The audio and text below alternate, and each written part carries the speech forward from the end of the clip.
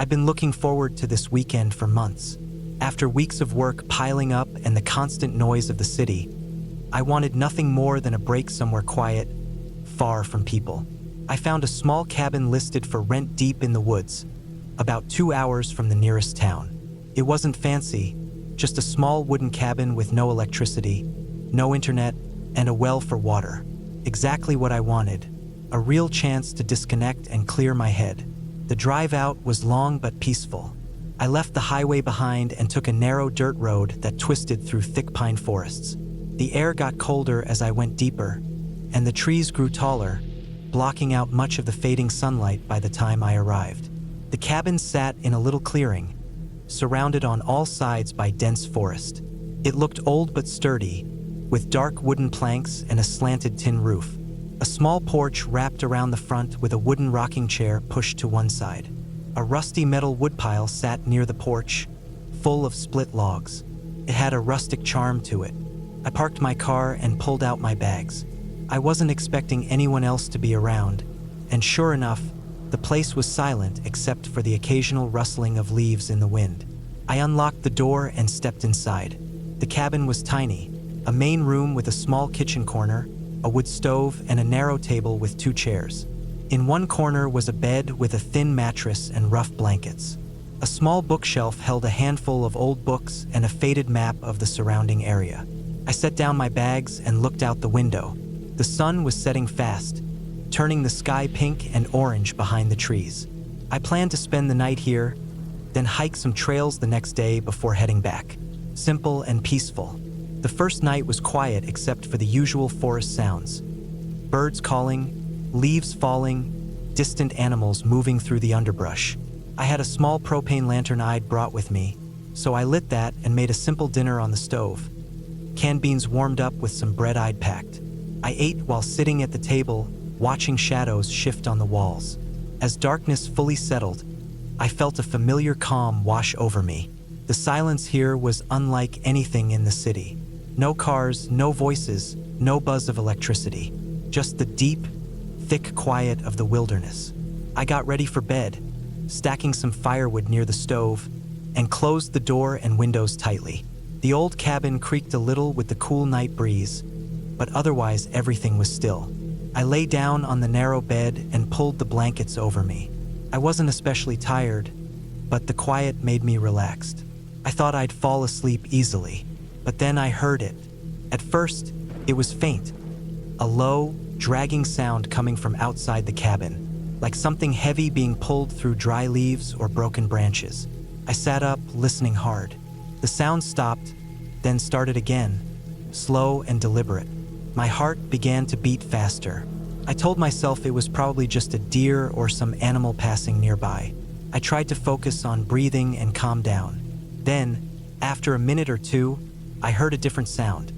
A soft knocking on the outside wooden wall of the cabin. Not loud, but deliberate, slow knocks, spaced out, like someone tapping with their fingers. I froze. My mind raced. Who or what could be outside at this hour? The cabin was miles from the nearest road, and I hadn't seen any other people when I arrived. The knocking stopped after a few seconds, but then the dragging sound returned. This time it was closer. I could hear something scraping against the wooden porch, moving along the edge. I grabbed the small flashlight I kept on the nightstand and shone it out the window. The beam cut through the darkness, but all I could see were shadows and trees. No sign of anyone or anything. I debated opening the door to check, but the thought of stepping outside into the dark woods, possibly alone with whoever was out there, made me freeze.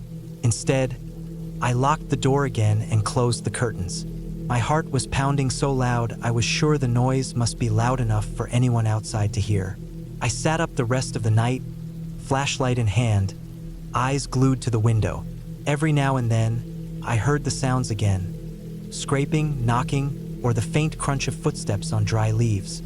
But whenever I shone the light outside, there was nothing.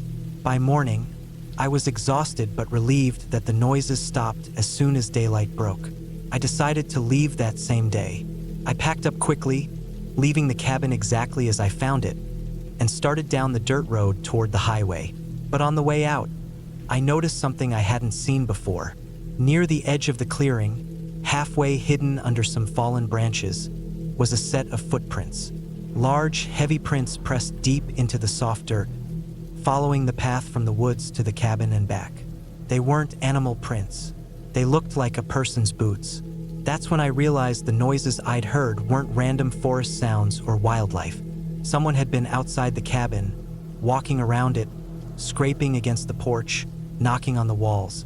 I called the local sheriff's office as soon as I got back to cell service, and they told me they'd had a report of break-ins in that area. Apparently, some squatters or thieves had been targeting remote cabins, sneaking in at night to steal supplies or hide out. The sheriff warned me to be careful if I ever went back. I never went back. Weeks later, I thought about what had happened that night a lot. The feeling of being watched, the sounds just outside my door, and the footprints made me realize how vulnerable I'd been. No ghosts, no monsters, just the very real danger of being alone in the wilderness with someone who didn't belong there. I learned that sometimes the scariest things aren't stories or legends, but just plain human threats. Strangers with unknown intentions, stalking in the dark. And that night in the cabin, miles from anyone else, taught me to respect how exposed you can be out there. Now, when I go camping or stay in cabins, I make sure to check the area thoroughly, keep my phone charged, and never ignore noises outside my door. Because the forest may be quiet, but it's not always safe.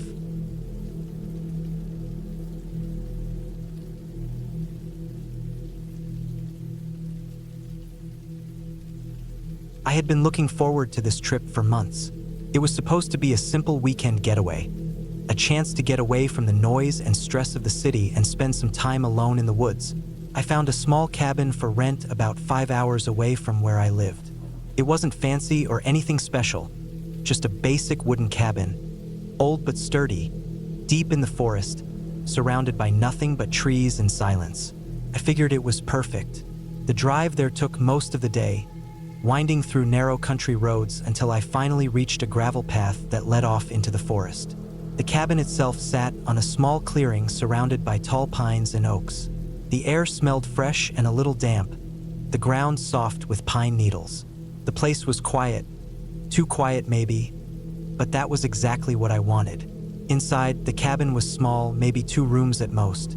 There was a main room with a fireplace, a wooden table with a couple of chairs, a small kitchen corner with a sink and stove, and a tiny bathroom. Up a steep ladder was a loft with a mattress and blankets. I unpacked my bag, stacked some firewood next to the fireplace, and made myself some instant coffee. I planned to spend the evening sitting by the fire, reading a book and enjoying the solitude. As the sun started to set, the woods darkened quickly. I lit the fire and settled in, the warm glow filling the room. Outside, the wind rustled the trees gently, and distant bird calls echoed. I was glad I had a phone signal here, just enough to check in on messages, but not enough to be a distraction. I felt safe, alone in the quiet. After a while, I noticed something odd. There was a sound coming from outside. At first, I thought it was just an animal, maybe a deer or a raccoon rustling through the underbrush. But then I heard footsteps, heavy, slow footsteps moving carefully but steadily through the leaves. They stopped and started again. I was sure someone or something was out there. I tried to calm myself, telling myself it was probably just a hunter or another hiker passing by. But I hadn't seen a car on the road for miles. I wasn't expecting anyone else here. I double-checked the locks on the door and windows, even though they had seemed secure already. The footsteps circled the clearing, moving closer to the cabin. Then I heard something I hadn't expected, whispers. Low, muffled voices, too soft to make out clearly, but definitely human. That was when my heart started pounding. I wasn't alone. I grabbed my phone and started to dial 911, but the signal was gone. It must have dropped out as it got darker. I tried to call again, but no luck. The feeling of isolation sank in deeper. I decided to stay quiet and watch from the window. I could barely make out figures moving between the trees, their outlines blurred by the shadows. They stayed at the edge of the clearing, almost like they were waiting for something. I wondered if they had seen me or if they didn't know I was inside. I sat frozen for what felt like hours, listening to the sounds of footsteps and whispered voices around the cabin. Occasionally, I heard a branch snap or a dry leaf crunch underfoot. My mind raced, thinking of all the worst possibilities. Burglars, hunters who might be dangerous, or worse. I thought about leaving, but the woods were dark and thick. I didn't know the trails well, and without a flashlight, it would be nearly impossible to find my way back to the road safely. The idea of stepping outside felt more dangerous than staying put. Eventually, the footsteps and voices faded. Maybe they left or moved away. I kept the fire burning and stayed alert the whole night, unable to sleep even a minute. Every little noise made me jump. The creaks and groans of the old cabin settled around me, and I wished I had someone with me to share the fear. When dawn finally broke, the light streaming in made the cabin feel less ominous. I opened the door cautiously. The clearing looked empty. No footprints, no signs anyone had been there except for some crushed leaves and broken twigs. I walked toward the road as fast as I could, heart still pounding. I was lucky to find a passing car within a few minutes. I flagged it down and asked to be taken to the nearest town. At the police station, I reported what happened. They said no other visitors or campers had been registered nearby, but they would send someone to check the cabin. They advised me not to go back alone. That was the last thing I wanted, to go back to that cabin. But I needed to pack up my things, so a friend agreed to drive out with me the next day. When we arrived, the police had already been there. They found some footprints, definitely human, but no other signs of damage or forced entry. Nothing was stolen. It seemed like whoever had been there was just passing through or watching. We packed up quickly, and as we left, I couldn't shake the feeling of being watched, even from the safety of the car. That trip was supposed to be peaceful and quiet. Instead, it became a lesson in how real fear can come from the unknown, the invisible presence of people who don't belong and won't explain themselves. Back home, I changed the locks on my apartment and made sure my doors were always double-locked. I realized how easy it was to feel safe in familiar places and how quickly that could change when alone and vulnerable in the woods. The cabin is still there, quiet in the forest. I've heard that some people go back to it, but I never will, because sometimes the scariest things are the ones you don't see. People lurking in the dark, watching, waiting, and you have no idea why or what they want.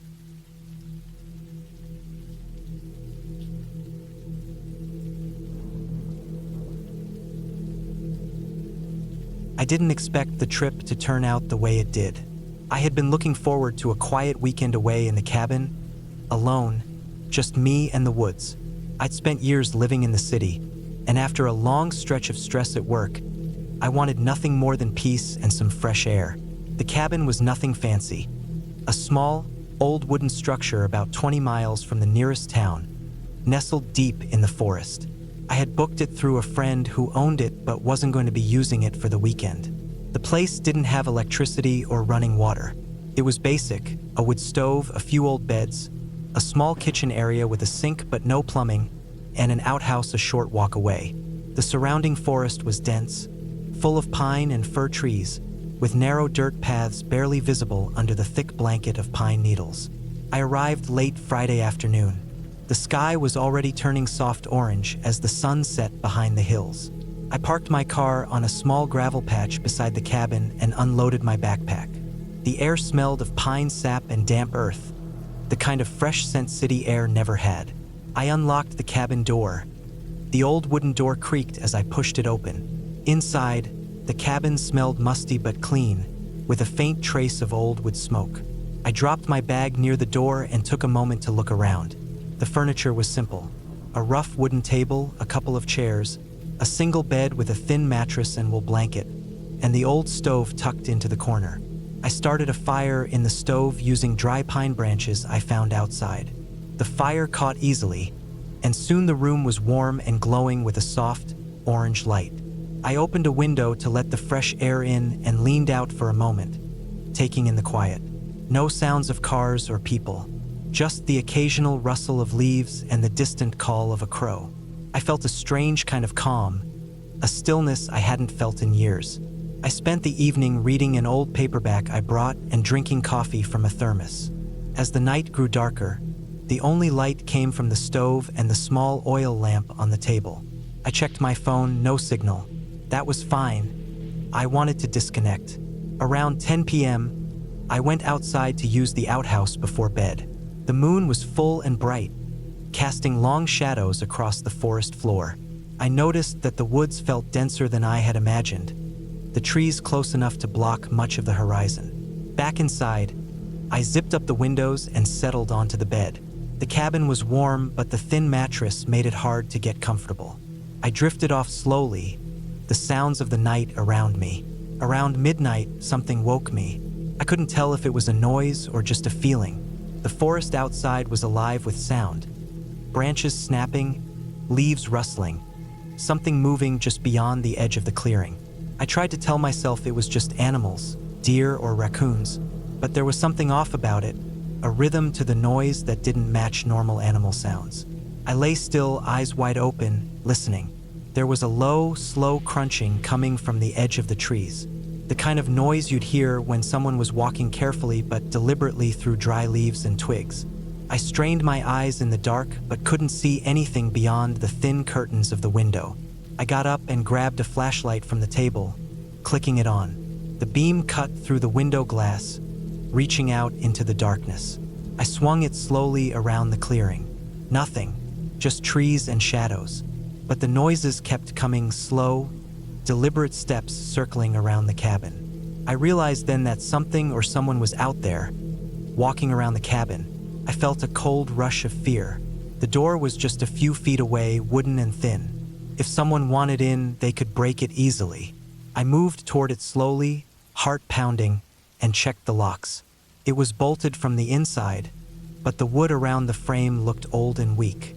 I grabbed a large kitchen knife from the counter and sat back down, flashlight in hand, waiting.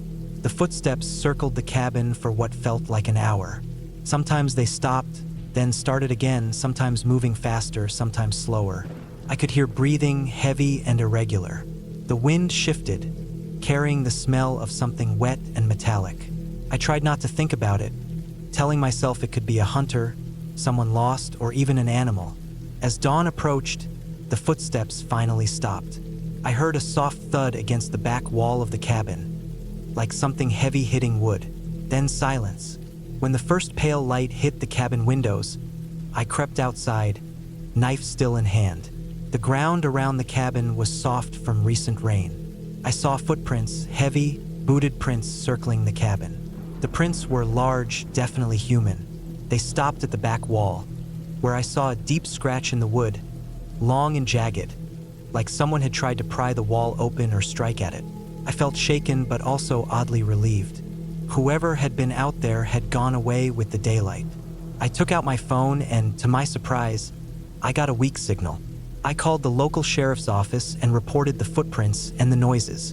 The deputy told me they had reports of some break-ins in the area, mostly cabins like mine, from a group of local thieves who target isolated homes to steal supplies and anything valuable.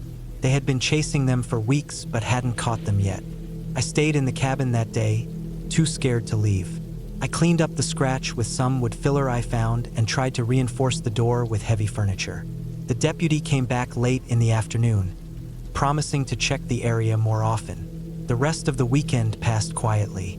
I stayed inside after dark, never leaving the cabin without someone with me. When Monday came, I packed up and left, my heart still heavy with unease. In the end, it wasn't ghosts or monsters that scared me. It was the real, tangible danger of someone stalking the woods, someone who could break in and hurt me if I wasn't careful. The woods were beautiful and peaceful by day, but at night, they held threats I never expected. I never went back to that cabin again.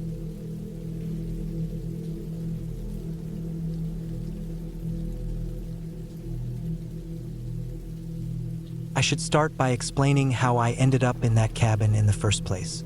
It wasn't supposed to be anything special, just a quiet weekend getaway to get away from the city and clear my head. The plan was simple. Drive up to a small, remote cabin I rented through a local site, spend a couple of days alone, hike the surrounding woods, read a bit, maybe do some writing. I'd done similar solo trips before, so nothing about it seemed risky or unusual. The cabin was supposed to be off the grid, no electricity, just a wood stove for heat, a well for water, and a tiny propane stove for cooking. The whole place was about 10 miles from the nearest paved road, accessible only by a rough dirt track that wound through dense forest. The last couple miles were especially narrow and overgrown, the kind of place where you'd expect to see a deer or two if you were lucky. I had to park my car at the edge of the trailhead and hike the rest of the way carrying my gear. I had a backpack with all the essentials: food, water, clothes, a first aid kit, a map, compass, and a solid flashlight with fresh batteries. The weather forecast had promised clear skies, and I was looking forward to a few nights away from the noise and stress of everyday life. The first day went as planned. The hike in was longer than I expected because the trail was poorly marked and some sections were blocked by fallen branches. I kept stopping to brush away spider webs and watch my footing carefully on the slippery dirt. When I finally saw the cabin, I was relieved. It was a small wooden structure, weathered but sturdy, with a rusty metal roof and a stone chimney. There was a little porch with a creaky wooden bench and an old, faded welcome mat. The windows had no glass, just wooden shutters, one of which hung crookedly from a single hinge. Inside, the cabin smelled of old wood, dust, and a faint hint of mildew. The floorboards creaked underfoot, and the only furniture was a rough wooden table, 2 chairs, a metal bed frame with a thin mattress, and the wood stove. A stack of firewood sat neatly piled in a corner. There was no cell service here, just the faintest hint of radio static if I held the receiver just right. I unpacked slowly, setting up my sleeping bag on the mattress and arranging my food on the table. I made a small fire in the stove, its warmth quickly filling the room, and then settled down with a book as the sun sank behind the trees. That first night was quiet, the forest around me alive with the sounds of crickets and distant owls. I fell asleep easily, wrapped in the comforting warmth of the fire. I slept in my clothes, boots and all, just in case. The next day I woke early, before dawn. The air was crisp and smelled like pine and damp earth. I ate a simple breakfast of instant oatmeal and tea, then packed a small day pack with water and snacks to explore the nearby trails. I wanted to see the small lake the rental site mentioned in the description. The hike was peaceful, the woods dense but not unnerving. Birds flitted between branches and small animals rustled through the underbrush. The lake was smaller than I'd imagined, but beautiful, a mirror of still water surrounded by tall pines and rocky outcrops. I sat on a flat boulder at the shore for a while, watching the sunlight play on the surface. It was a perfect place to be alone and think. When I returned to the cabin in the afternoon, I noticed something strange. The door, which I was sure I'd locked before leaving, was slightly ajar. I didn't panic. Maybe I had forgotten to latch it properly in my rush. I closed it firmly and checked the inside. Nothing seemed disturbed. My backpack was still where I'd left it, the food untouched. No sign of anyone having been inside. Still, a little unease settled in my stomach. I decided to make the fire bigger, hoping the heat and light would make me feel safer as the evening came. I prepared a simple dinner of canned beans warmed on the stove, then settled by the fire, trying to shake the feeling that I wasn't entirely alone. As darkness fell, the sounds of the forest changed. The daytime birds quieted, replaced by insects and the occasional hoot of an owl. The wind rustled the pine needles overhead, making the cabin's wooden walls creak softly. I went outside to the porch to look at the stars, which were bright and clear in the absence of light pollution. For a moment, I thought I could hear footsteps in the distance, but when I strained my ears, all I could hear was the soft murmur of the forest. That night, sleep didn't come easily. I lay awake listening to the cabin's noises, the wood settling, the occasional tapping of a branch against the roof. At one point, I thought I heard whispering just outside the window, but when I looked, the forest was still. The shadows cast by the fire flickered on the walls, and the silence felt heavy. I didn't hear anything else until the middle of the night. That was when it started. At first, it was just a low sound, like the groaning of a tree or maybe an animal moving in the underbrush. I lay perfectly still, listening.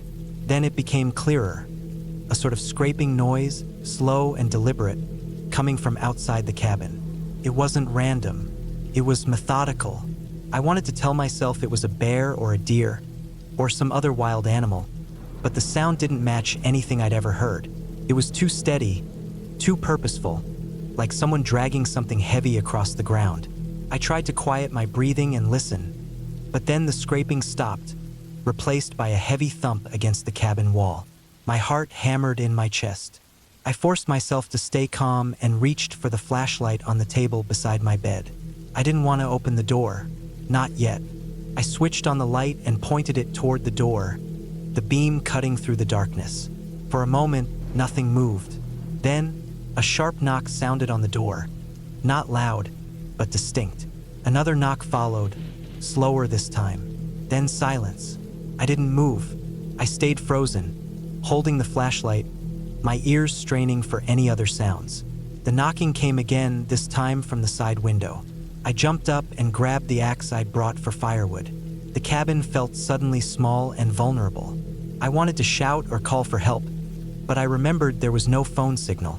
No one was coming out here. I was alone.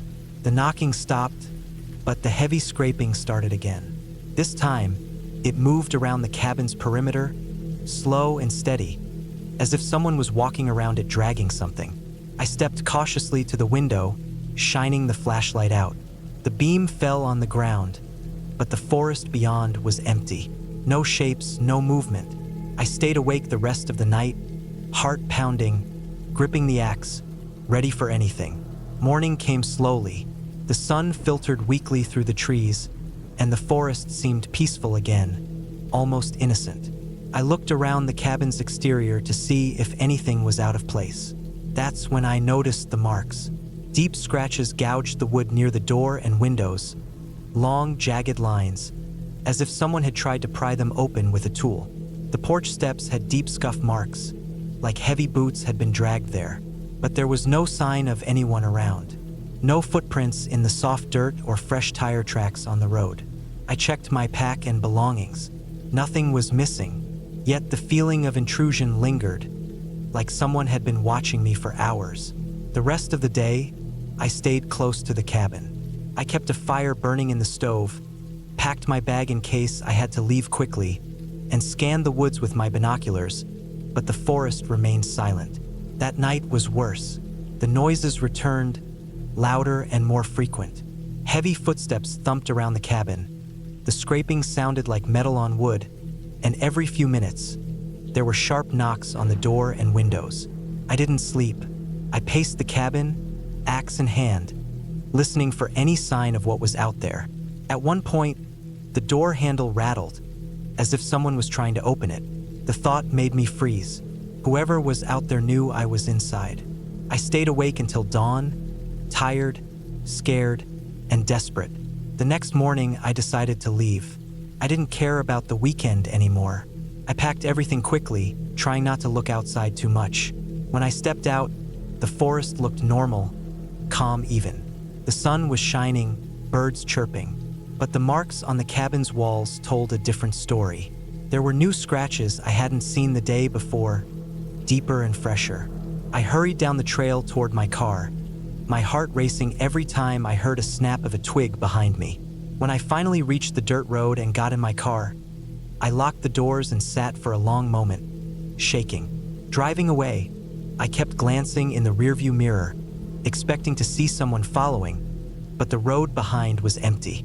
Once back in town, I reported the incident to the local ranger station. They told me it wasn't uncommon for people to wander into the area, either hunters or trespassers, and that I was lucky nothing worse had happened. The forest was remote, and sometimes people got lost or camped illegally. I learned later that some local hunters had been arrested for breaking into cabins in the area, stealing supplies and vandalizing property. It made me wonder if whoever had been at my cabin was one of them, or worse. I never went back to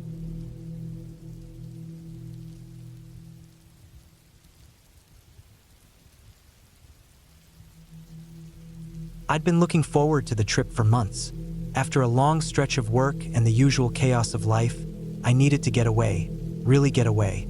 No phone signal, no internet, just me and a small cabin deep in the woods. I had found the cabin online, a rental tucked far from the nearest town. surrounded by dense forest, a small dirt road leading up to it that was barely maintained. The pictures looked perfect. Weathered wood, a stone chimney, a porch with an old rocking chair, a small lake visible through the trees a few hundred yards away. The kind of place where you imagine being completely alone with nature. When I arrived, late afternoon in early October, the air had that sharp, cool bite that comes before winter. The trees were a mix of orange, red, and brown, leaves thick on the ground. The sun was low, casting long shadows between the trunks.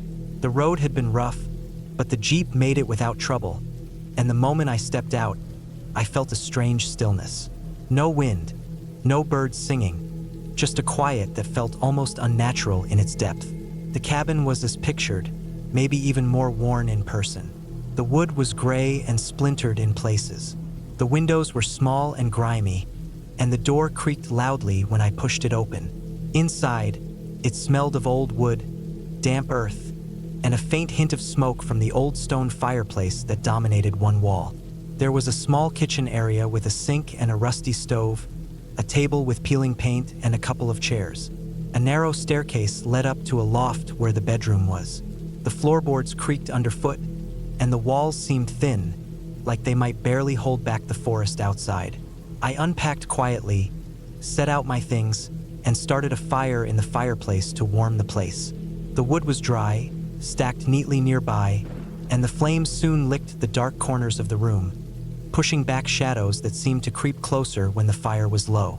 I felt good about the solitude.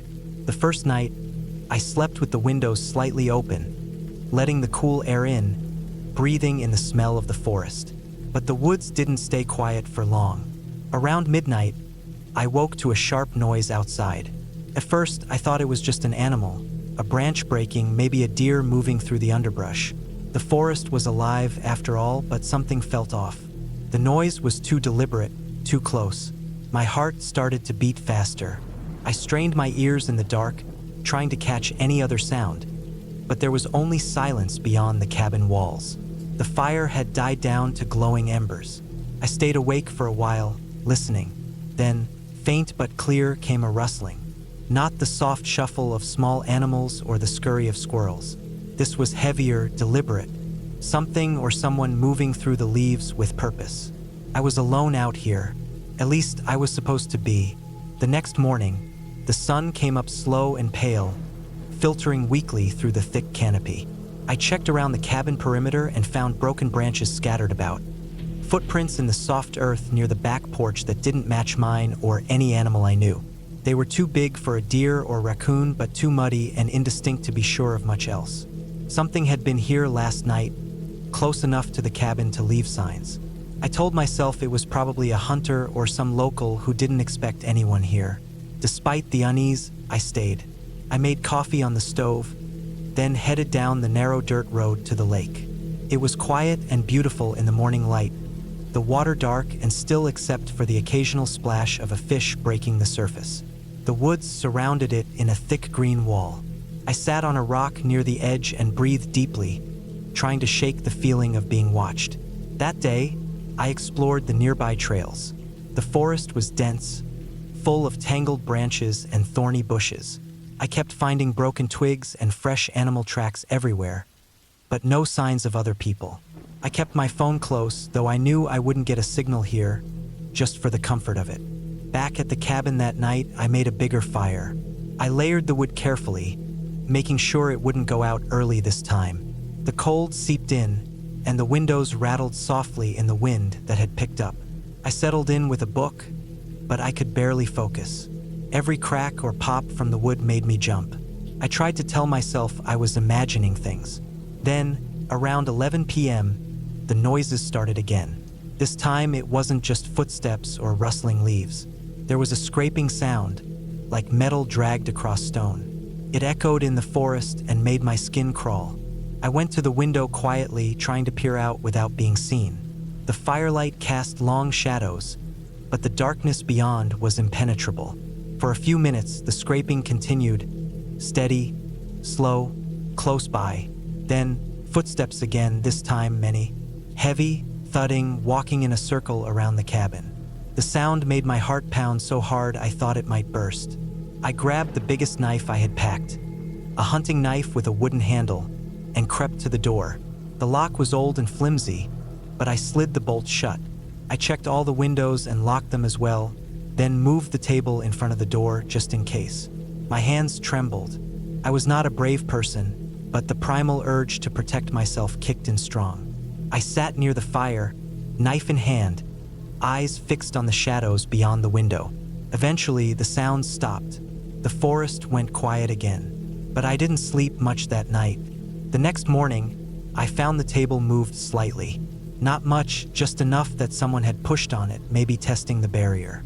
On the porch, there were scuff marks, like someone had tried to force the door open. I felt violated. I was supposed to be alone here, safe. Still, I stayed. I told myself it was a local who thought the cabin was empty, or maybe some kids messing around. I had no proof of anything worse, but the fear was gnawing at me. I packed a small bag that day, including the knife, a flashlight, some food, and water. I wanted to explore further into the woods, see if I could find a trail back to the main road without using the dirt track. I needed to know if I could get out fast if things got worse. The forest seemed alive with sound that day. Birds, rustling leaves, the crack of twigs underfoot. But something else lurked beneath. The feeling of being followed or watched never left. Every time I stopped to rest, I scanned the trees, looking for movement. I saw nothing, but my skin crawled anyway. Late afternoon, as I was heading back to the cabin, the light faded quickly. The sky was overcast, and the woods closed in dark and cold. I felt the weight of the trees pressing down, like the forest was swallowing me whole. When I arrived back at the cabin, the door was wide open. My blood ran cold. I hadn't left it open. I was sure of it. I stepped inside slowly, knife raised. The room was empty. Nothing was missing, but everything felt wrong. The fire had been put out, the ashes cold and scattered. On the floor near the window was a strange symbol scratched into the wood. Just a rough circle with lines through it, like someone had drawn it with a knife or a sharp stone. I didn't recognize it, but it sent a chill through me. I locked the door and windows again, pushed the table in front of the door, and sat by the fire. I didn't sleep at all that night. Instead, I watched the shadows in the dark, waiting. The next day, I found tire tracks on the dirt road leading to the cabin, fresh and deep. They didn't belong to my Jeep. Someone had driven up here, came close to the cabin, then left. I didn't see footprints on the ground around the cabin, which meant whoever it was didn't get out of their vehicle much or at all. It was clear now, I was not alone in these woods, and whoever was here was watching. That night, the noises were worse. The footsteps around the cabin were heavy and many, circling slowly, sometimes stopping and starting. There were scraping sounds again, and once, a sharp knock on the door, hard, deliberate. I didn't answer. I stayed silent, barely breathing, knife clenched in my hand. The fire was low. My mind raced with everything I'd seen and heard. I thought about the roads, the tracks, the open door, the symbol scratched into the floor. Who was this person or people? What did they want? Why come out here, deep in the woods, to scare me? The next morning, I didn't hesitate. I packed everything I had and left the cabin without looking back. The Jeep started right up, and I drove back down the dirt road, feeling eyes on me the whole way. The forest behind me looked dark and silent, but I knew it was hiding something. Back in town, I reported the situation to the local sheriff. He listened, asked a few questions, and said the area was known for hunters and sometimes trespassers, but no one had reported anything violent recently. He advised me not to go back alone, which I agreed with. In the days that followed, I kept thinking about the cabin, the open door, the symbol on the floor. I researched symbols used by different groups, but found nothing that matched exactly. It felt like a warning or a mark of possession. I never found out who had been watching me, but I learned one thing clearly. Out in the wilderness,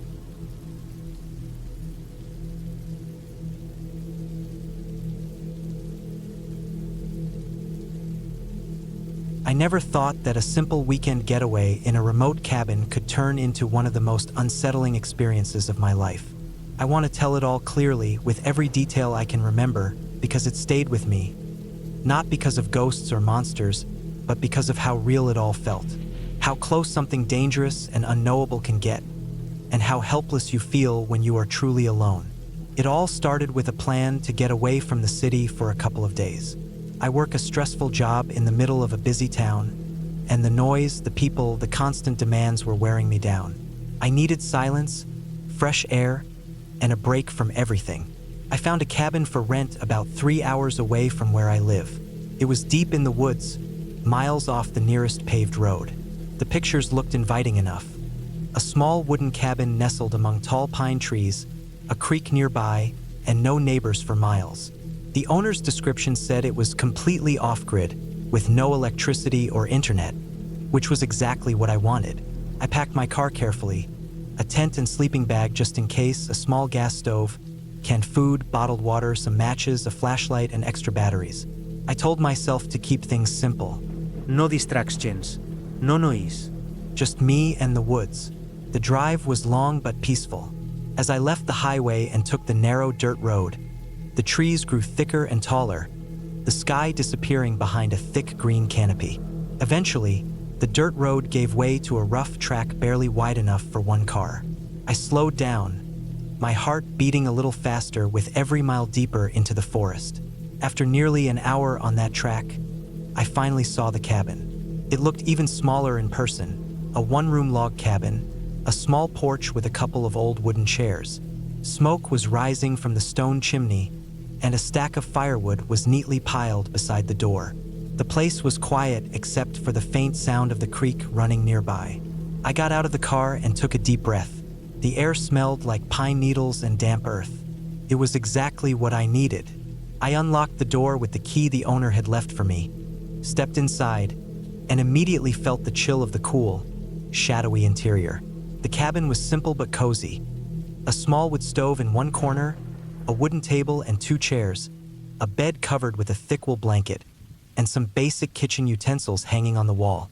I set my backpack down and started unpacking. First thing, I went outside to gather some dry kindling for the fire. The sun was starting to drop behind the trees, so I wanted to get a fire going before dark. I stacked the kindling and small logs in the stove, struck a match, and watched the flames flicker to life. I boiled some water on the stove for coffee, drank it slowly while looking out the window at the darkening woods. The quiet was almost too much.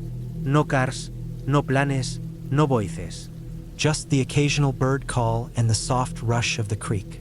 As night fell, I stepped outside again and sat on the porch with my flashlight off, letting my eyes adjust to the dark. The sky was clear, and stars were scattered like dust overhead. It was beautiful, but also made me feel small and alone. Inside the cabin, I prepared a simple meal, canned beans heated over the stove, and ate while reading a book by the weak light of a battery-powered lantern. I kept the door locked, just out of habit, though I told myself the forest was safe enough. I wasn't worried about bears or wolves.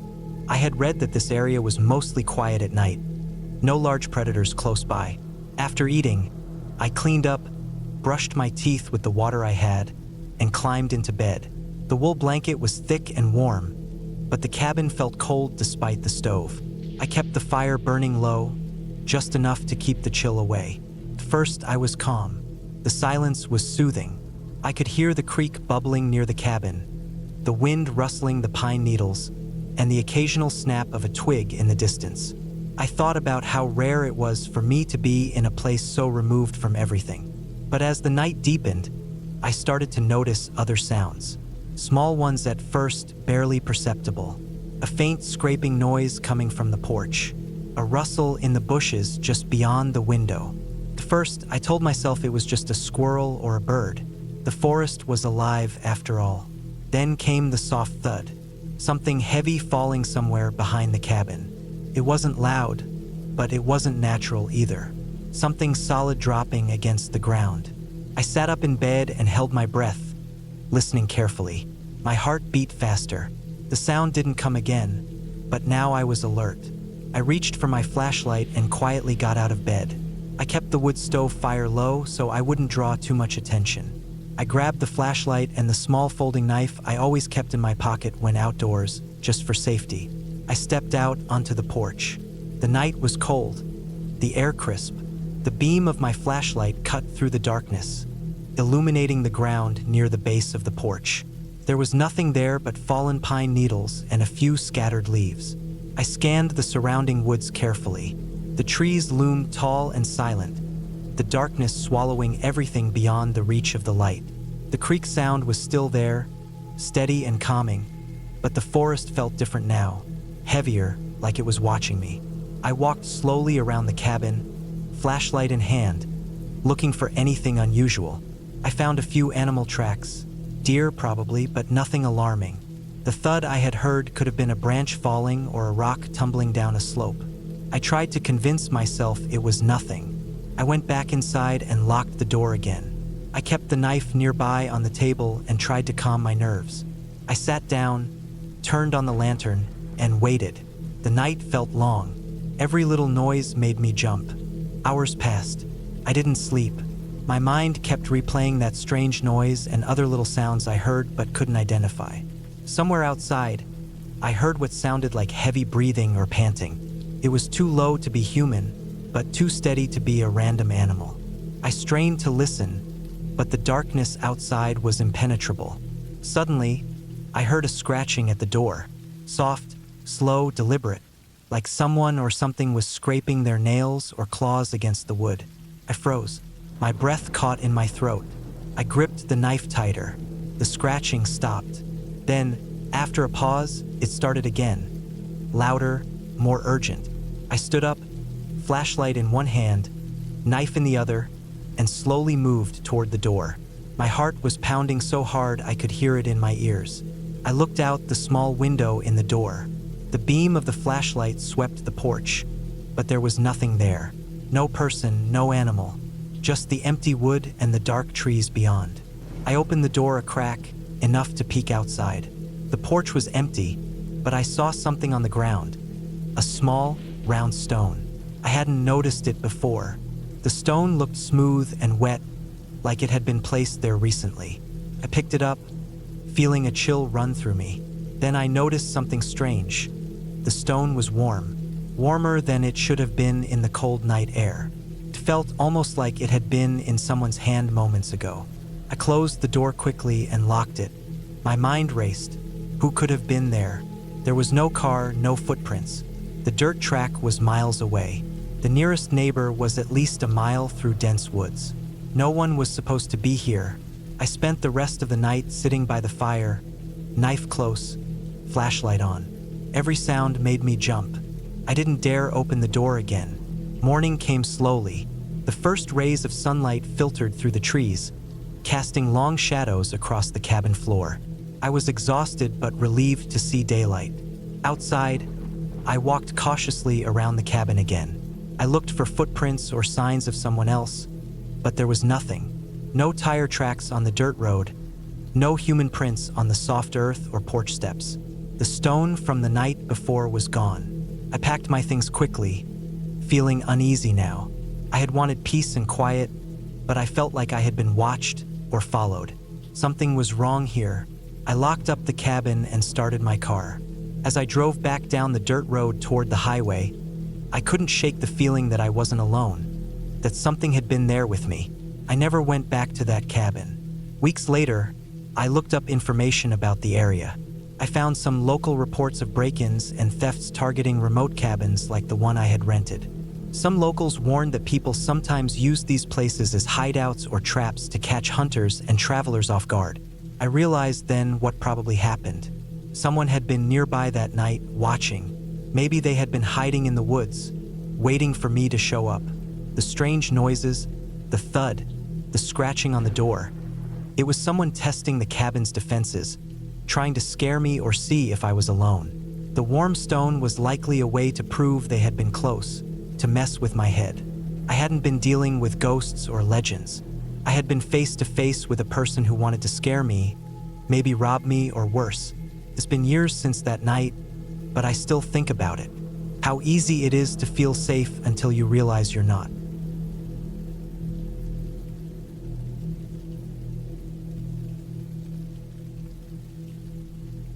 I didn't mean for it to become a nightmare.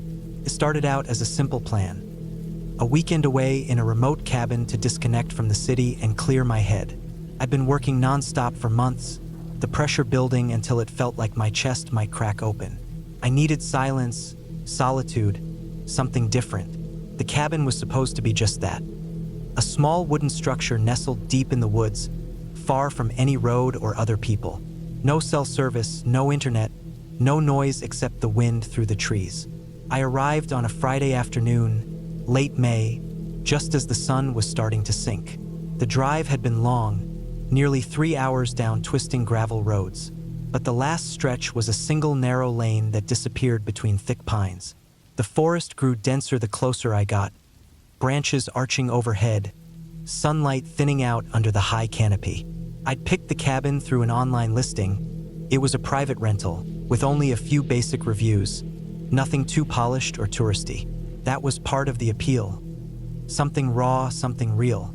When I pulled up, the cabin sat alone in a small clearing. It was rustic, smaller than I expected, with faded wood siding weathered gray by years of rain and sun. A chimney rose crookedly from the roof. The porch was sagging, its boards cracked and uneven. The windows were dusty but intact. Around the cabin, wild grass and bushes crowded in close, and I noticed a few scattered logs piled near the side, probably for firewood. The silence hit me immediately. No birds chirping, no distant cars, no airplanes. Just the faint rustle of leaves and the distant hum of insects waking up as evening approached. Felt like the world was holding its breath. I unloaded my backpack and groceries, setting my things inside. The cabin's interior was small but functional. A single room with a stone fireplace on one wall, a tiny kitchenette with an old stove, and a narrow staircase leading to a loft above. The loft had a thin mattress, blankets, and a small window facing the woods. The cabin smelled like damp wood and dust, the floorboards creaking underfoot. I started a fire in the fireplace. The wood was dry enough, but it took a few tries to get a good blaze going. I cooked some canned soup on the stove and sat down near the fire, staring into the flames as the sky outside deepened to twilight. For the first time in weeks, I felt a little peace. Night came quickly. The forest outside went black, the only light coming from the fire and a small oil lamp I'd brought. I lay down on the loft mattress, pulling a blanket over me.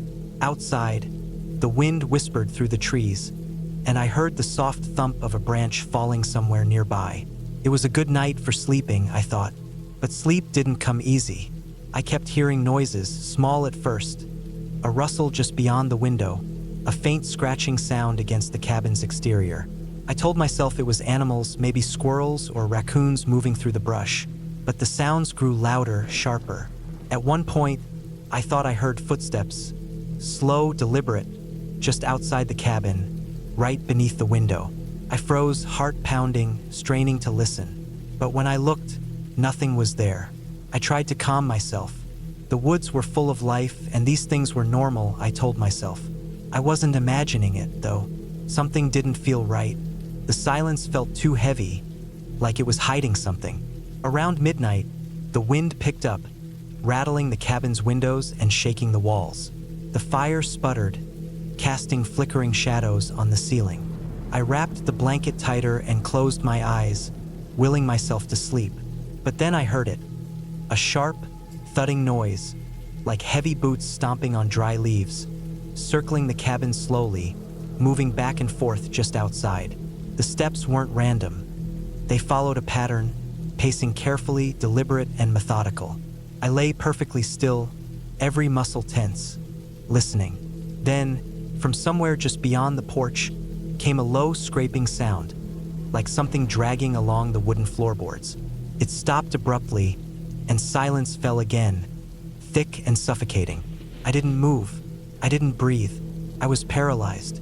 After what felt like an eternity, the footsteps receded slowly, moving back into the forest. I waited, frozen, until the sounds finally vanished.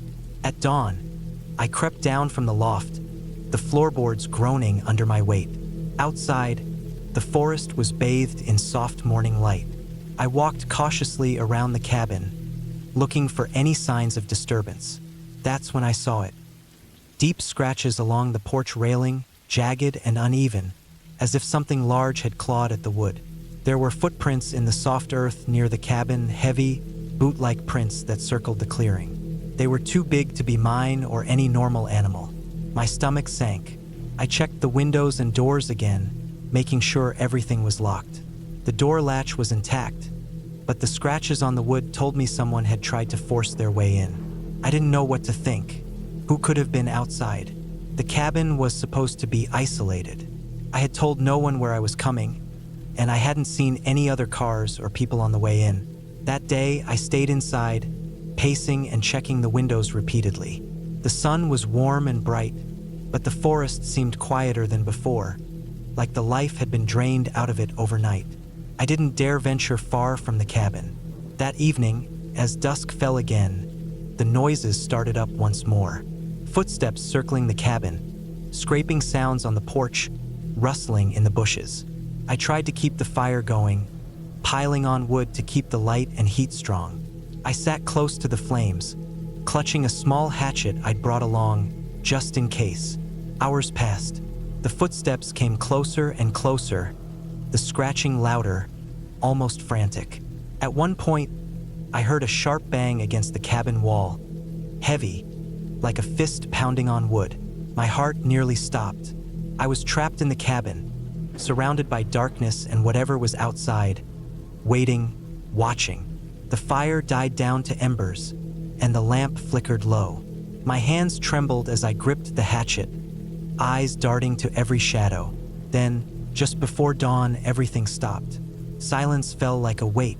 No footsteps, no scraping, no rustling. The forest outside seemed to hold its breath again. When the sun finally rose, I didn't wait. I packed up as quickly as I could, grabbing the essentials and leaving most behind. I locked the door, shoved the key under a rock by the porch. Not that I planned to come back anytime soon. The drive out of the forest was tense. I kept looking in my rearview mirror, half expecting to see a car following me or headlights in the distance. But there was nothing. I don't know what happened that weekend. Was it someone stalking me? A stranger living rough in the woods? Hunters? I never saw anyone, but the signs were clear. Someone had been there, lurking just beyond the cabin, close enough to scare me half to death. The worst part was the feeling that I was being watched the entire time. Like the forest wasn't just trees and animals, but something else, something patient and calculating. Since then, I've never gone back to that cabin or anywhere that remote alone. I tell myself it was just a one-time thing, bad luck, maybe a group of hunters or drifters passing through. But every time I close my eyes, I can still hear those footsteps circling, scraping, waiting in the dark. And that's a sound I don't think I'll ever forget. The story above is about 1,100 words. You requested about 5,000 words in one go, so I will continue expanding the story, going deeper into details about the environment, the characters' thoughts, the preparations, the surroundings, and the chilling events, all while maintaining a realistic tone. After the first night, I stayed up most of the second day trying to piece together what had happened. The forest around the cabin was dense. Towering pines, thick underbrush, and moss-covered rocks.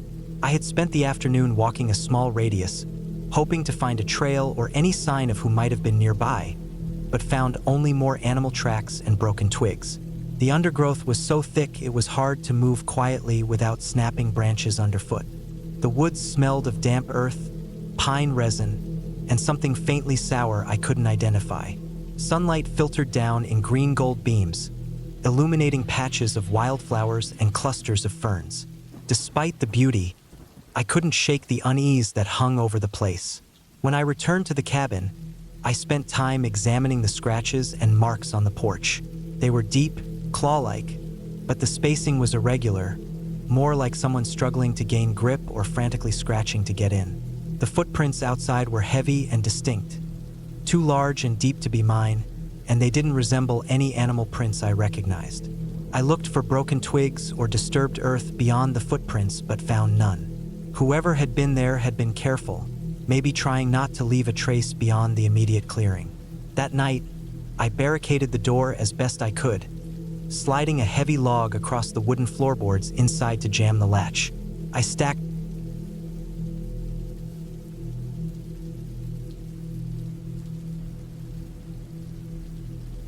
I didn't plan to be scared that night. I went out to the cabin in the woods because I needed a break. A real break from the city, from work, and from the endless noise of everyday life.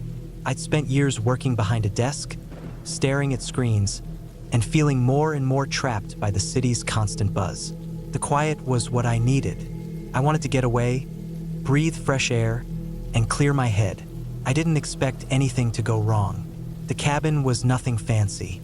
It was a small, weathered wooden structure that sat deep in the woods, miles from the nearest town. The owner was an old friend who had lent it to me for a week, saying it was a good place to get away from everything. The road was rough and narrow, a gravel track that wound through the trees for several miles. The last mile, I had to park the car and walk because the road turned into a trail too narrow and rough for any vehicle. When I first stepped inside, the air was thick with the smell of pine and damp wood. The floor creaked underfoot, and the walls showed the cracks and marks of years of weather. The cabin was a single room with a small wood stove, a rough wooden table, a couple of chairs, a bed with a thin mattress, and a tiny kitchen area with a sink and an old gas stove. The windows were small and grimy, letting in just enough light to see the dense forest pressing close outside. I set down my backpack and lit the stove. The cabin was cold, and the fire was the only thing keeping the air from feeling damp and heavy. Outside, the sun was setting, casting long shadows through the trees. The woods were silent except for the occasional rustle of leaves and the distant call of a bird. I had brought food, water, and basic supplies, planning to spend the night and maybe two if I felt up to it. I didn't bring a phone, or at least I had no signal. The idea was to disconnect completely. No messages, no emails, no distractions. As the night grew darker, the sounds of the woods changed. The birds went silent, replaced by the soft rustling of small animals moving through the underbrush. The wind stirred the trees, making branches scrape against the cabin's wooden walls. I sat near the stove, wrapped in a blanket, sipping hot tea from a metal cup. The warmth was comforting, but the silence was deeper than I had expected. It wasn't peaceful in the way I thought it would be. It felt heavy, like the woods were holding their breath. That was when I first noticed the noises. At first, it was just a soft thud outside the cabin. I told myself it was probably an animal, a deer or a raccoon, maybe. The forest was full of wildlife, after all. Then came another noise, a sharp snap of a twig, closer this time. My heart beat a little faster. I tried to ignore it, telling myself I was safe inside, and the walls would keep me safe. But the noises kept coming slow, deliberate sounds outside the cabin, footsteps crunching on the dry leaves and twigs. They didn't sound like the quick, skittish movements of an animal. They were too steady, too slow. Something was moving just beyond the windows, pacing the cabin. I pulled the blanket tighter around me and moved closer to the stove. The fire's warmth wasn't enough to chase away the chill crawling up my spine. I didn't have a weapon, not even a knife. My backpack was by the door, where I had dropped it after arriving. I considered grabbing it, but it felt too far away. Minutes passed like hours. The footsteps stopped. I held my breath, straining to hear any sound at all. Then came the scratching. It was faint at first, like someone dragging a branch across the wood. It moved along the side of the cabin, slow and methodical. The scratching circled around the building, coming closer to the front door. I could see the shadow of a branch scraping the window, leaving a faint mark on the glass. I realized with a sudden, sick feeling that I wasn't alone in the woods. I wanted to call for help, but I had no signal, and I had told no one where I was. The nearest neighbor was miles away, and at night, no one would be driving those roads. My mind raced through every possible explanation. A lost hunter? Someone playing a prank? A wild animal clawing at the cabin? None of it made sense. The sounds were too human, too purposeful. They weren't just random noises. The fire in the stove flickered, and I grabbed a nearby poker. An iron rod used to push logs inside the stove. It was my only defense. I moved slowly to the window, trying to look outside without being seen. The woods were pitch black except for the faint light of the fire shining through the cabin windows. Then I saw it. A figure, tall and thin, standing just beyond the tree line. It didn't move much, just watched the cabin. It was hard to see details. It wore dark clothes that blended into the night. No face was visible. It didn't run away or approach. It just stood there, waiting. I backed away from the window, my heart pounding. I thought about running, but the door was between me and the figure, and outside was nothing but trees and shadows. I stayed near the stove, holding the poker tightly. The figure stayed motionless for what felt like an eternity. Then, without warning, it vanished. No sound, no footsteps, just gone. I sat frozen for a long time after that, waiting for something else to happen. But nothing did. The woods were quiet again, the normal sounds of the night returning. I stayed awake until dawn, fire burning low in the stove, every noise making me jump. When the first light of morning finally filtered through the windows, I grabbed my backpack and didn't hesitate. I didn't stay to pack or clean up. I ran through the woods, careful not to make noise, following the trail back to my car. When I reached the road, I locked the doors and started the engine without looking back. Days later, I learned there had been reports of a missing person in the area, someone last seen near that forest. The police suspected foul play but had no leads. I never told anyone about the figure I saw. I didn't want to get involved or be seen as crazy. But sometimes, when the wind rustles the trees, I think about that night and the silent figure waiting just beyond the cabin walls. It wasn't ghosts or legends. It was something real, something dangerous, and I still don't know what it wanted.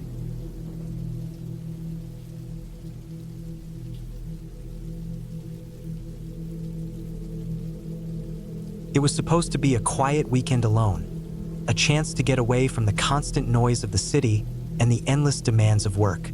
I'd found this old cabin for rent, far off the main roads, deep in the woods of the Appalachian Mountains. The listing made it sound peaceful, a rustic, weathered cabin with a wood stove, a small kitchen, and a single bedroom. No internet, no cell signal, just pure isolation. I packed my car the night before and left early Friday morning, hoping to reach the cabin before dark. The drive was long, twisting through narrow mountain roads flanked by towering pine trees.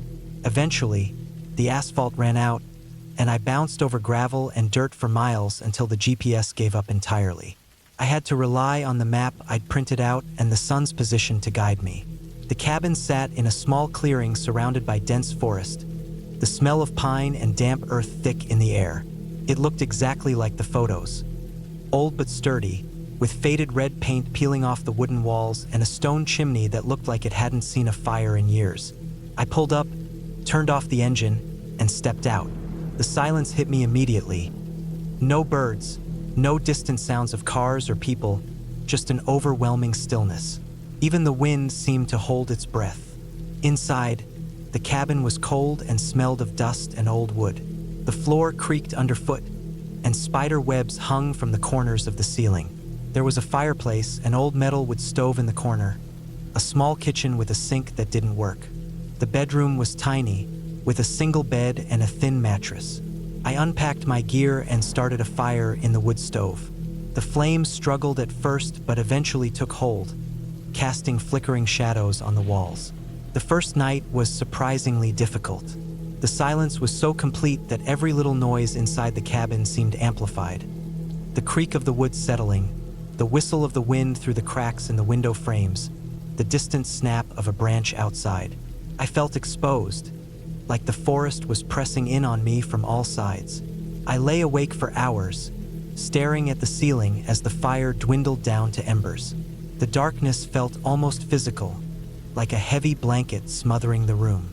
My imagination tried to fill the void with thoughts, but I forced myself to think about practical things. The route I'd take hiking tomorrow, the supplies I had, the work I needed to catch up on. Just as I was drifting off, I heard it, a low thud, like something heavy hitting the ground outside. My heart jumped. I sat up, straining to listen. The noise repeated, soft footsteps crunching on dead leaves, coming from the edge of the clearing near the woods. I convinced myself it was probably a deer or some other animal. I woke early, the sun filtering weakly through grimy windows. The cold air bit into my skin as I opened the door to step outside. The forest was dense, trees crowding the clearing on every side. The ground was littered with leaves and broken branches. I walked around the cabin, searching for any sign of what had made the noise. There were footprints in the soft dirt near the edge of the clearing. Definitely not animal tracks. They looked like boot prints, but they were old, probably from a few days ago. Someone had been here. The thought unsettled me. Why would anyone come out this far? The cabin was supposed to be isolated. I tried not to dwell on it. Maybe it was hunters or hikers passing through. That night, the sounds outside returned, louder and closer.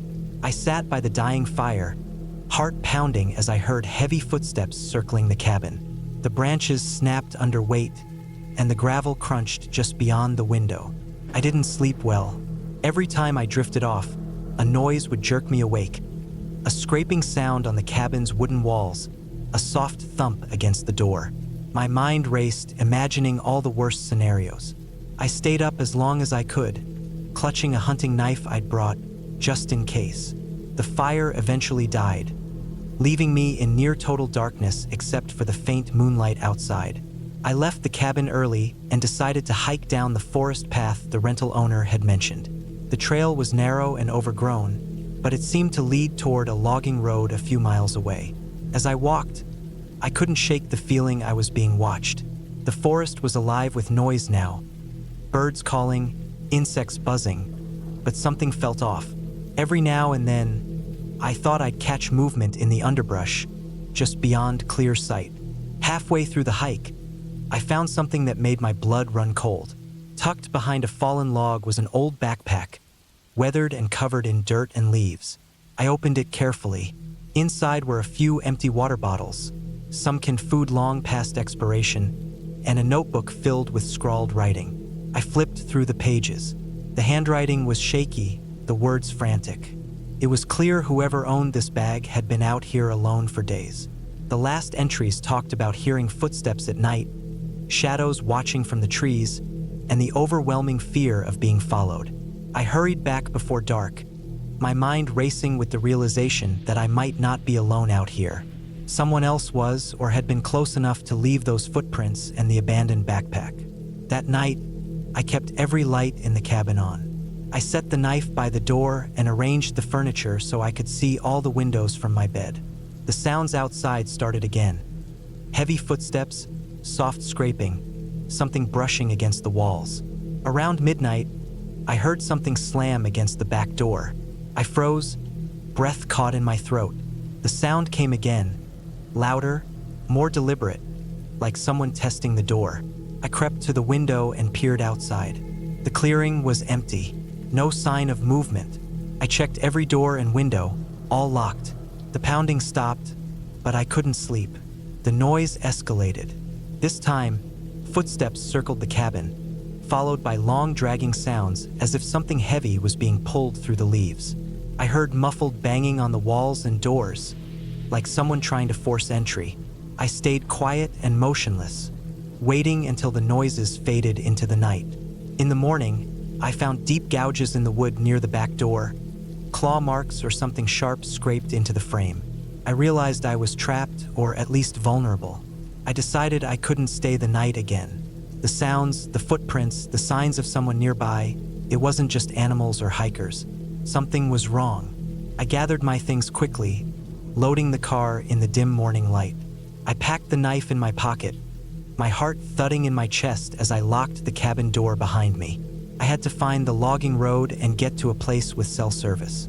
The trail to the logging road was longer and rougher than I expected. My boots sank into mud in places, and the forest grew thicker. I moved fast, not daring to stop. About halfway there, I heard it again. Footsteps, distant but definitely human, moving quickly through the woods behind me. I didn't dare look back. I broke into a run, heart hammering, lungs burning. The footsteps followed, sometimes speeding up, sometimes falling silent. I pushed harder, desperate to reach the road. When I finally burst out onto the logging road, I collapsed against a tree, gasping for breath. I looked both ways. The road was empty, silent except for birds and the rustle of wind in the trees. I pulled out my phone, still no signal. I was deeper than I thought. I decided to follow the road downhill, hoping to reach a main highway. About an hour into walking the logging road, I saw something ahead. A man standing near an old pickup truck. He looked rough, clothes dirty and torn, unshaven, eyes scanning the woods. I approached cautiously, keeping my distance. He didn't say anything, just stared at me with a hard, unreadable expression. I sensed danger. Something about him was off. I moved around him and got back on the road, my pace quickening. After what felt like hours, the trees began to thin, and the sound of traffic grew. I finally reached a paved road with cars passing by. I stuck out my thumb until a truck stopped and took me to the nearest town. I called the rental owner, told him everything. He was shocked and said he hadn't heard about anyone else near the cabin recently. I reported the abandoned backpack and footprints to the ranger station.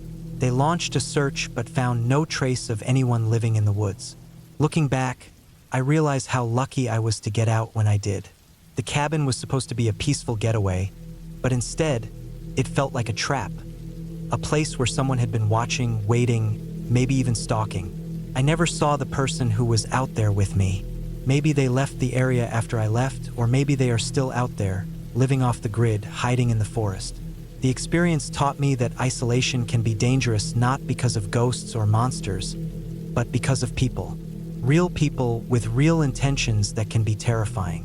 I'll never forget the cold nights, the footsteps circling, the feeling of eyes in the dark, and I'll never go back to that cabin again.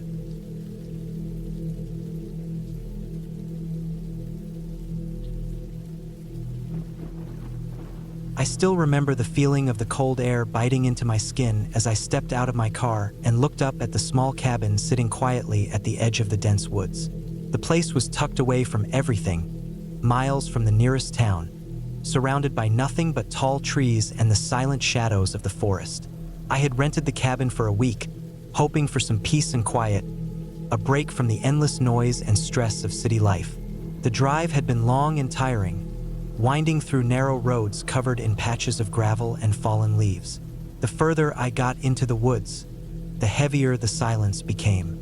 No radio signals, no cell service, just the crunch of tires on the dirt road. The cabin itself was small and rustic, made of old, weathered logs. The roof sagged in one corner and the windows were dusty, but it was solid and, on paper, perfect for a solo retreat. I dragged my bag inside and dropped it on the floor, taking a moment to breathe in the stillness. The air smelled of pine and damp earth. The inside of the cabin was dark and smelled faintly of smoke and must, but it was dry and warm enough from the wood stove that someone had used recently.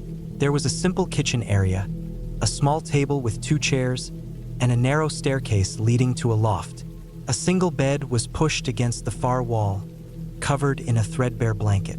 I unpacked slowly, setting out a few essentials on the table: a bottle of water, some canned food, a flashlight, and my old camping knife.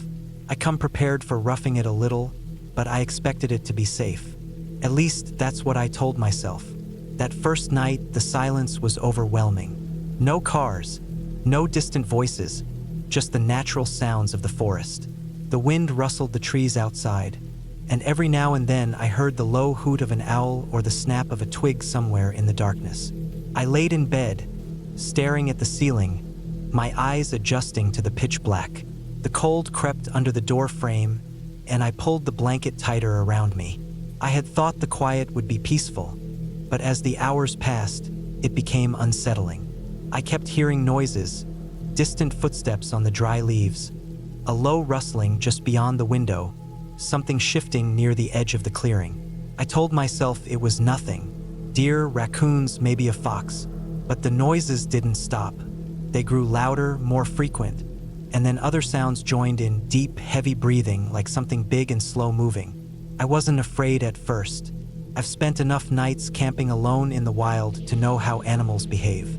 But there was something different here, something wrong. The next morning, I found the front porch covered in broken branches and crushed leaves, like something large had been there overnight. No footprints, no clear sign of what made the mess, just the destruction. I went back inside and tried to focus on simple tasks: boiling water for coffee, organizing my things, checking the stove. But I couldn't shake the feeling that I wasn't alone. I decided to explore the area around the cabin to clear my head.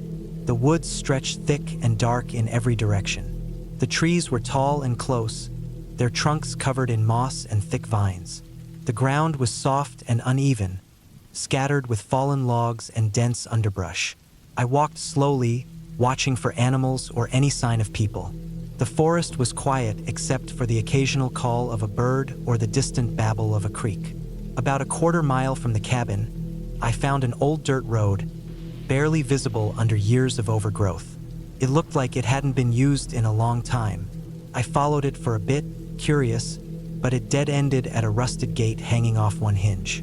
Beyond the gate was more forest, thicker and darker. Something about the gate made me uneasy. I stood there for a moment, looking at the twisted metal and the overgrown path, and I felt a strange chill, like I'd crossed into a place that didn't want visitors. I took a picture with my phone before turning back. The signal was weak, but enough to save a photo.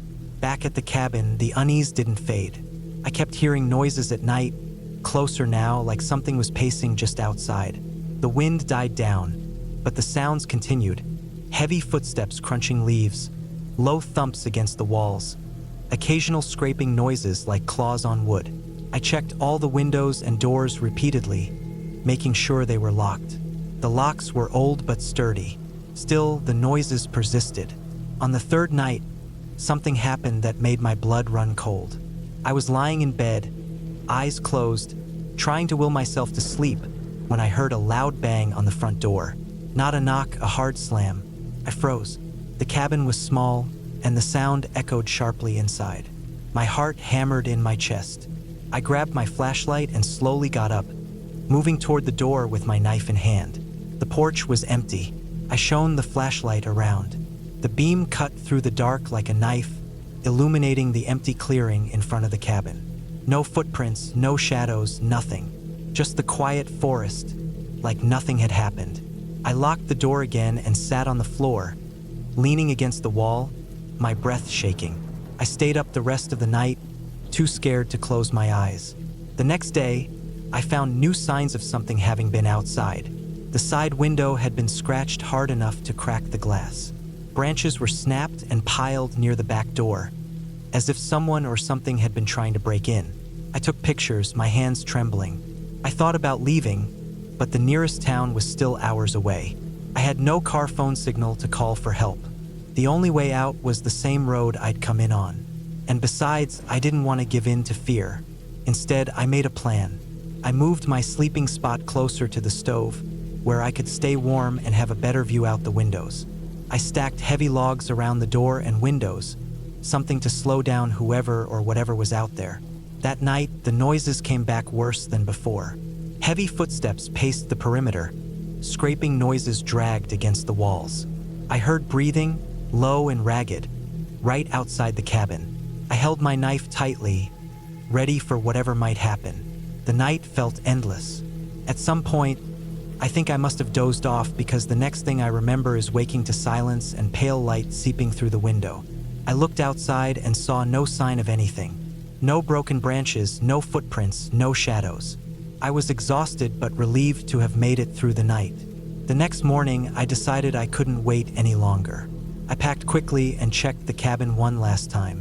As I stepped outside, I noticed something strange.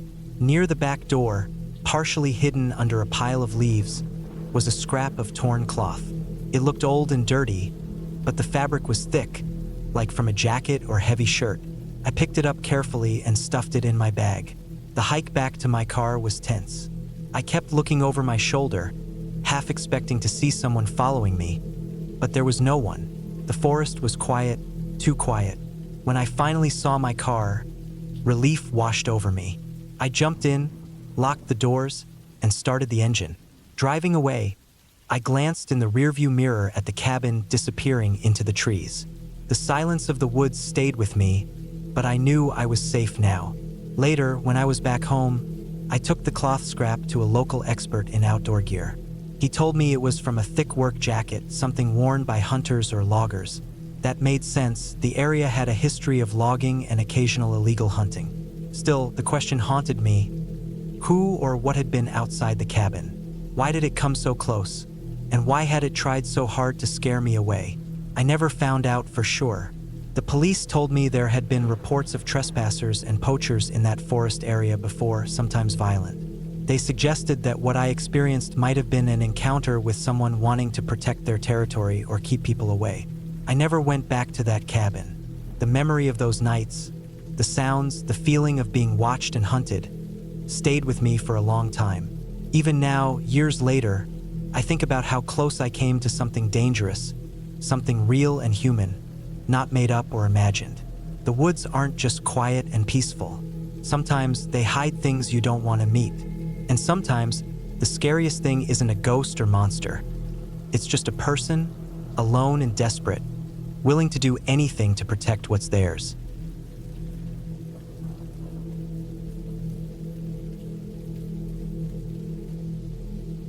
I've always liked the quiet. The kind of quiet you get deep in the woods where the nearest house is miles away, and the only sounds are the wind in the trees or the crackle of a fire. For years, I've been escaping to cabins, small, simple places far from the noise of towns and cities. This time, I thought, would be no different. Just me, a few days alone, some books, and the smell of pine. The cabin was tucked away in a thick forest, about 2 hours from the nearest town. I had driven down a rough dirt road that narrowed the further I went until I reached the small clearing where the cabin sat. It was old, but sturdy, weathered wood, a stone chimney, and a porch that creaked with every step. The kind of place where, if you didn't know better, you might think it had been abandoned for years. But it wasn't. I had rented it through a small local service that managed a handful of these cabins for people wanting to get away. The owner wasn't around. No caretaker. Just a key in a lockbox and a small booklet with instructions. The first day was perfect. I unpacked my stuff, made a fire in the stone ring outside, and cooked some simple food. The sun was warm, the air smelled fresh, and everything felt normal. I walked around the edge of the clearing, took pictures of the trees, the moss, the small creek that ran nearby. Nothing felt out of place. That night, after the fire died down, I went inside. The cabin was small. A main room with a table, 2 chairs, a wood stove, and a couch. A small kitchen area with a sink and some shelves. 2 bedrooms with creaky beds and thin blankets. A bathroom with a tiny shower. No internet, no phone signal, and no electricity except what the owner supplied with a generator that I had to start by hand. The lights worked, but only for a few hours before the fuel ran out. I figured that was fine. I didn't need much. I read by flashlight for a while, then went to bed early. The silence was thick. No cars, no planes, no city noise. Just the sounds of the forest.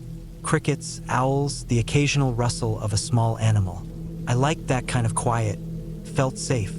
But that night, something changed. I woke up around 2 a.m., not sure why. The air inside the cabin felt colder than before. I sat up, and for a moment, I thought I heard something outside.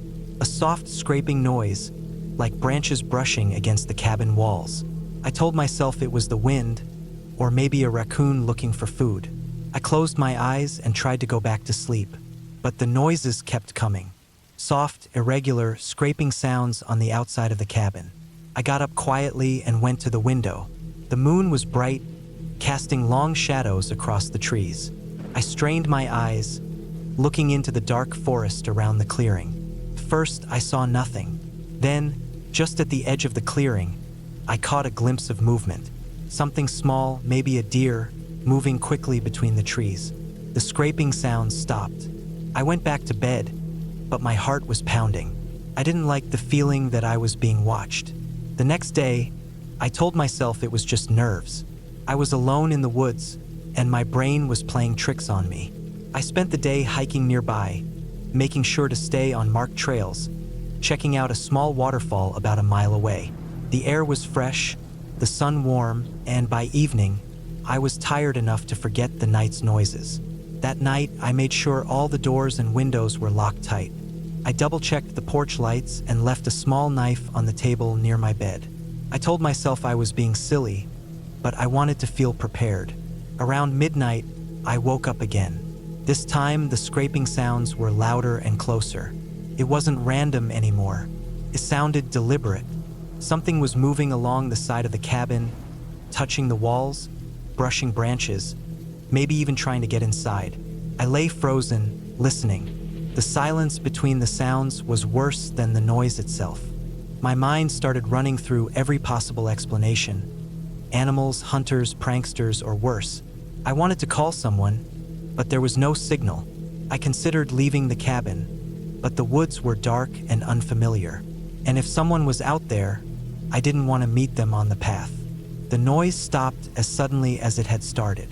Then I heard a faint crunching on the gravel driveway leading to the cabin. I grabbed the knife and slowly got out of bed. The cold floor felt like ice under my bare feet. I moved to the window again, flashlight in hand, shining it out into the night. Nothing. No movement, no figures, just trees swaying in the wind. I was about to lower the flashlight when I noticed something lying on the ground near the porch steps. I grabbed my coat and went outside carefully, stepping over broken twigs and dry leaves. The air was thick and cold, and my breath came out in white puffs. When I reached the porch, I saw what was on the ground. A worn leather glove, dirty and wet. It wasn't mine. I hadn't brought gloves with me. I picked it up and looked around. No footprints in the gravel. No sign of anything else. I took the glove inside and locked the door behind me. My hands were shaking. I didn't sleep the rest of the night. The next morning, I found more signs that someone had been near the cabin. A fresh cigarette, but in the dirt near the fire ring. A crushed soda can tossed behind the bushes. The glove was soaked in mud, the inside worn thin. I had no idea who could have left those things. The nearest road was miles away, and the cabin was supposed to be private. I started checking the cabin for other signs. The back door, a simple wooden door with a rusty lock, was locked tight. No sign of forced entry. Windows had no broken glass. Nothing inside was missing or moved, but the feeling of safety was gone. I considered leaving, maybe cut the trip short, but I had already driven so far, and the nearest town was over an hour away. That afternoon, I decided to hike back to the road to check if anyone was nearby or if I could spot a car. I packed some water and a small snack and set out. The trail was narrow and winding. After about 20 minutes, I heard footsteps behind me. Slow, steady, not like mine. I stopped and waited, but no one came into view. I kept walking, heart beating faster. Suddenly, a figure appeared through the trees a few hundred feet behind me. A man wearing a dark jacket and a baseball cap pulled low. He didn't look like a hunter, no gear, no rifle, just walking. I stepped aside, hoping he would keep going, but he stopped and looked at me. His face was hard to see in the shade, but I could tell he was watching me carefully. I said nothing and kept walking toward the road. He followed. Panic started to build. I broke into a run. When I reached the road, I saw a car parked a little ways down, engine running. The man stopped at the tree line and didn't come closer. I flagged the car down. The driver, a woman about my age, rolled down the window and looked surprised. I asked if she had seen anyone else on the trail. She shook her head and said no. I told her about the man following me. She said she would call the sheriff and offered to drive me back to the cabin. I agreed. On the way back, the woman told me the area had a few issues with trespassers and some recent reports of people sneaking into cabins to steal or cause trouble. No arrests yet, but they were watching.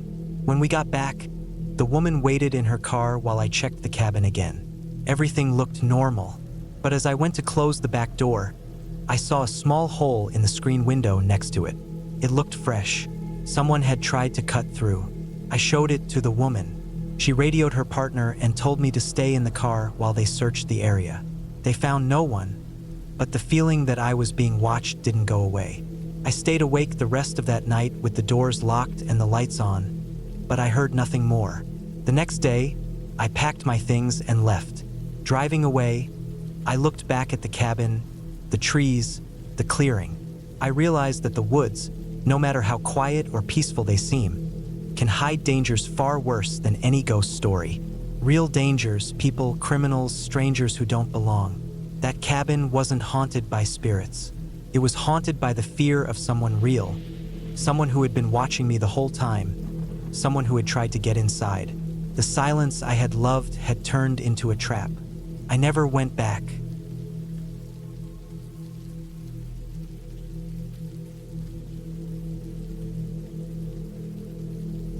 I never thought a simple weekend trip could turn into something so unsettling, something I'd carry with me years later. I've always been someone who liked the quiet, the calm of nature away from the city noise, the buzz of people. The idea was simple. Rent a small cabin deep in the woods, spend a few days alone with a stack of books, a fire pit, and some canned food. A break from the constant stress of work and life. The cabin was nothing fancy. It was an old wooden structure, a modest one-room building with a porch and a little dirt driveway barely visible beneath fallen leaves and pine needles. The kind of place you imagine from postcards or rustic calendars. It had no electricity, no running water, just an old wood stove and a well nearby, perfect for disconnecting. I arrived late Friday afternoon. The sky was cloudy, but the air still held a faint warmth from the late summer sun. As I pulled my car off the narrow dirt road, the gravel crunching under the tires, I could feel the silence wrap around me. It was thick, like a heavy blanket. No cars, no planes o Uberhead, no voices. Just the sound of the wind moving through the trees and the occasional creak of branches. The owner of the cabin left the key in a small metal box nailed to a tree near the driveway. I took it, unlocked the door, and stepped inside. The smell hit me immediately. A mix of old wood, dust, and something damp that I couldn't quite place. The floor creaked underfoot, and dust motes floated lazily in the fading light coming through the windows. The walls were covered in faded, peeling wallpaper, and the single bed against the far wall was stripped bare except for a thin, worn blanket. I unpacked my bag, lit the small wood stove, and began to settle in. The fire caught easily, and soon the cabin was warm.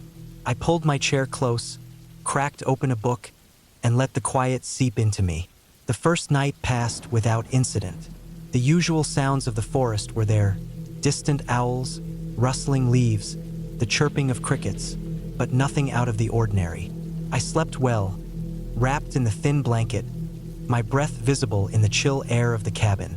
The next day was clear, with the sun breaking through the clouds. I spent most of the morning walking the narrow trails around the cabin, admiring the tall pines and dense underbrush. The forest was beautiful but also strangely isolating. The thick canopy blocked out most of the sky, and the trees stood so close together that even the light struggled to reach the ground. I found an old, collapsed fence line at the edge of the property, half hidden by vines and moss. A few rusty farm tools lay scattered nearby, forgotten relics of a life long gone. The deeper I walked into the woods, the more I felt the weight of solitude pressing down on me. There was no one else for miles. By late afternoon, I returned to the cabin. The light was softer now, casting long shadows through the windows. I lit the stove again and prepared a simple meal. As the darkness outside thickened, I could hear the usual night noises start up. The hoot of an owl, the snap of twigs, the distant rustle of animals moving in the underbrush. It was then that the strange noises began. At first, it was a faint rustling, like branches brushing together or small animals moving through leaves. I told myself it was nothing, the usual forest sounds amplified by the silence.